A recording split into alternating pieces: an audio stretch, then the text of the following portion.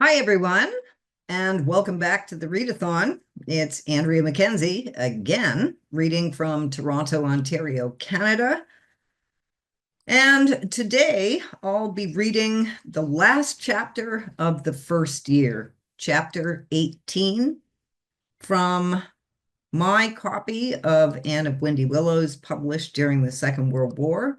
I invite you to listen along and check the text from a North American version of Anne of Windy Poplars to see if there are any changes and to let me know if there are.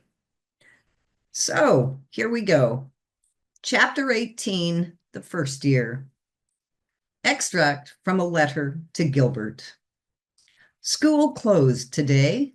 2 months of Green Gables and dew-wet, spicy ferns ankle-deep along the brook, and lazy, dappling shadows in Lover's Lane, and wild strawberries in Mr. Bill's pasture, and the dark loveliness of firs in the haunted wood. My very soul has wings. Jen Pringle brought me a bouquet of lilies of the valley and wished me a happy vacation. She's coming down to spend a weekend with me sometime. Talk of miracles. But little Elizabeth is heartbroken. I wanted her for a visit too, but Mrs. Campbell did not deem it advisable. Luckily, I hadn't said anything to Elizabeth about it, so she was spared that disappointment. I believe I'll be Lizzie all the time you're away, Miss Shirley, she told me. I'll feel like Lizzie anyway. But think of the fun we'll have when I come back, I said. Of course you won't be Lizzie. There's no such person as Lizzie in you. And I'll write you every week, little Elizabeth. Oh, Miss Shirley, will you? I've never had a letter in my life. Won't it be fun? And I'll write you if they'll let me have a stamp. If they don't, you'll know I'm thinking of you just the same. I've called the chipmunk in the backyard after you. Shirley. You don't mind, do you? I thought at first of calling it Anne Shirley, but then I thought that mightn't be respectful. And anyway, Anne doesn't sound chipmunky. Besides, it might be a gentleman chipmunk. Chipmunks are such darling things, aren't they? But the woman says they eat the rosebush roots. She would, I said. I asked Catherine Brooke where she was going to spend the summer, and she briefly answered, Here. Where did you suppose? I felt as if I ought to ask her to Green Gables, but I just couldn't. Of course, I don't suppose she'd have come anyway, and she's such a killjoy. She'd spoil everything. But when I think of her alone in that cheap boarding house all summer, my conscience gives me unpleasant jabs. Dusty Miller brought in a live snake the other day and dropped it on the floor of the kitchen. If Rebecca Dew could have turned pale, she would have. This is really the last straw, she said.